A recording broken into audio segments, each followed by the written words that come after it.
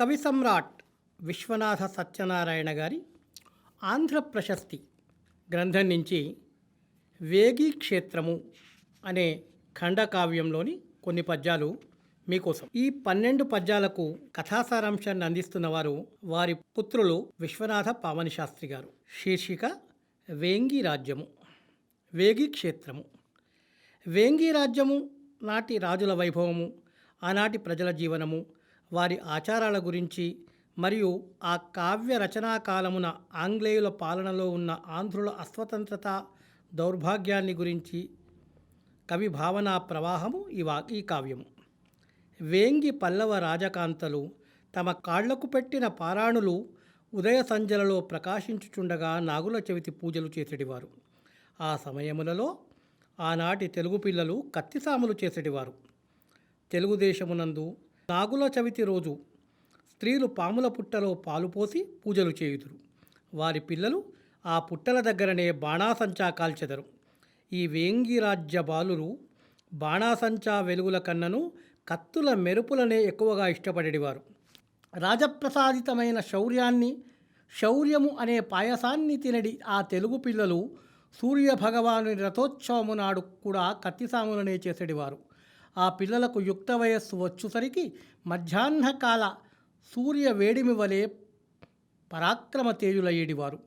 ఆనాటి త్రిలింగరాజులు ఈ జగమునకు వీర శౌర్య శుభప్రదాతలై ప్రకాశించిరి. అట్టి పూర్వ వేంగిరాజుల పవిత్ర పాదచిహ్నాలతో పొందిన ఈ తెలుగు భూమినందు నేటి ఆంధ్రులు కన్నీరు కార్చుతూ జీవోత్సవముల వలె ఉండిరి. ఈ పల్లె ఉన్న చోటు కూడా ఆనాడు ఎంత లోకాద్భుతముగా ఉండేది. ఆ భోగభాగ్యములు ఎటువంటివో కదా. నేడిక్కడ ఆ వేంగిరాజుల పాదాల గుర్తులు కూడా లేవు కదా. లేకపోతే పోని కనీసం ఆలోచనలందు కూడా వారి శౌర్య రూపము స్పష్టముగా లేదు. తెలుగు తేజమును ఏదో చెడు కాలము తన కడుపులో దాచినదేమో.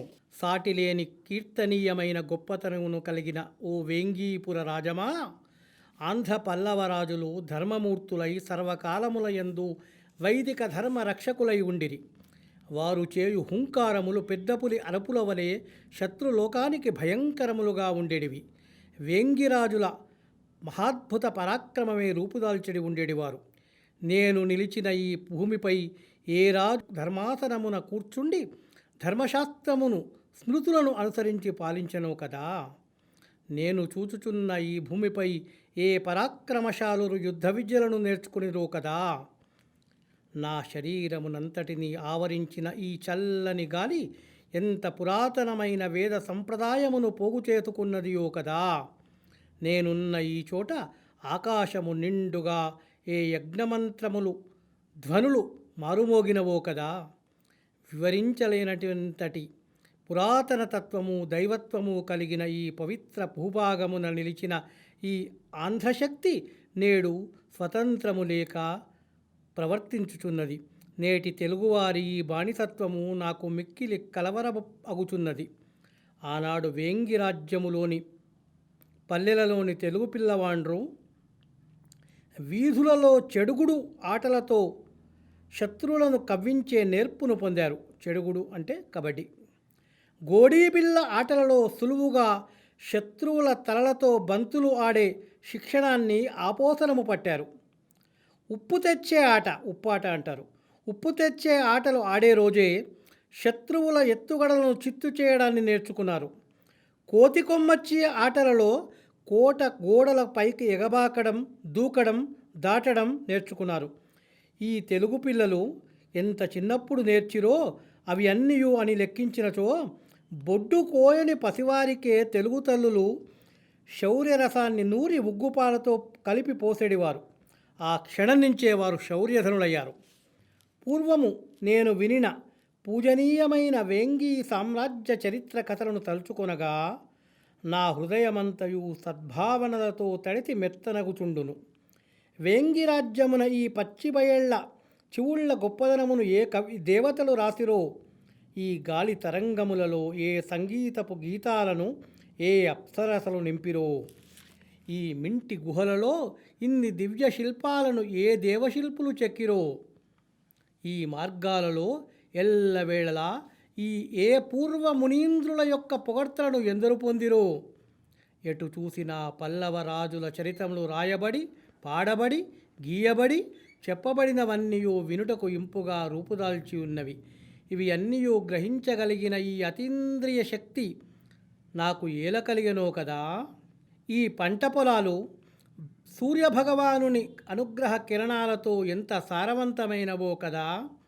ఈ నేల శౌర్య పరాక్రమాలతో ఎంత నిండెనో. కనుకనే సముద్రగుప్తుని గుండె హడలి పగిలిపోయెను, పారిపోయెను.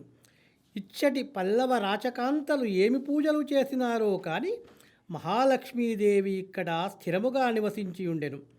ఈ వేంగీరాజ్య కాశ్యపి అంటే పరశురాముడు గెలిచిన భూమిని కశ్యప ప్రజాపతికి దానమిచ్చెను. అప్పటి నుండి ఈ భూమికి కాశ్యపి అనే పేరు వచ్చింది. ఏ శరత్కాలపు వెన్నెలలో పులకించి తెల్లని కీర్తులతో ప్రకాశించెను. ఆ నేలలో ఎక్కడ తవ్వినను బంగారమే పండును. ఆనాడు అదెంతయో భాగ్యలక్ష్మి అయి రాజ్యలక్ష్మి అయి ఒప్పెను. కాలి గోటితో మీటినంతనే నిధి బయటపడునట్టి ఈ ప్రదేశమును నేడు ఎంతైనను నిరుపయోగమైనదిగా చేసుకొండుచుంటిమి. ఆనాటి ఆంధ్ర పల్లవ రాజుల ప్రతిష్టలు కీర్తిని తెలియజెప్పలేని స్తంభముల వలె, ఈ పవిత్ర భూభాగమునందు కదలలేని రాయి వలె నేను వ్యర్థముగా ఈ రీతిగా నేడిక్కడ నిలుచుండిపోయి తిని. శ్రీకాకుళ రాజ్యము నుండి నేటి వరకు కల ఇంపైన తెలుగు రాజ్యముల పేర్లు తలుచుకున్నచో నా హృదయము ఎందులకు కదలిపోవును. నేను అనేక జన్మములెత్తినను పూర్వజన్మ వాసనలచే బహుశా నా శరీరమందు ఇంకనూ తెలుగు రక్తమే ప్రవహించుచుండుట చేత నా మనస్సు ఈ ఆర్ద్రతను పొందుచున్నది కాబోలు. ఈనాడు ఈ వీధులలో పొదలలో తిరుగుచున్న నేను గొప్ప కీర్తిని కలిగిన ఆనాటి వేంగీరాజ్య భూమిలో ఉంటినన్న భావమును పొందుచుంటిని. నేడు పరపాలనలో బ్రతుకుతున్నవాడనైనను ఆనాడు నేను స్వతంత్రుడైన ఆంధ్రుడను అని తలుచుకొందును. మరల ఇట్టి కాలము రావలెనని, అది నిజము కావలెనని తలుచుకొనుచుంటిని.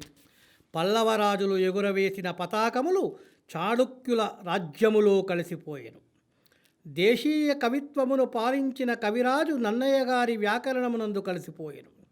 మహాశిల్పుల చేతి ఉలి చప్పుళ్ళు గోదావరి నది చప్పుళ్లలో కలిసిపోయెను.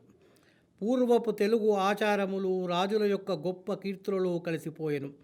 మదించిన ఏనుగునకు కొలనులోని తామర పూలను కాడలతో సహా పీకివేయుట తెలియను, కానీ పద్మములలో దాగి ఉన్న తేనె యొక్క గొప్పతనము ఏమి తెలియను. ఈ నా ఆలోచన అనుభవాలను స్నేహితులకు చెబుదామని మనసులో అనుకుని మొదలుపెట్టగానే దుఃఖముతో కంఠము వణుకుతూ నదీ ప్రవాహము వలె కన్నుల నుండి నీరు కారుచుండును. ఈ కదలుచున్న హృదయము నేను తలచిన పనిని చేయనీయదు. ఈ నా ఎదలో ఇంత గాఢముగా ఉన్న పరమ సుకుమార భావము ఏ పూర్వజన్మముల నుంచి వచ్చిన సంస్కారమో కదా.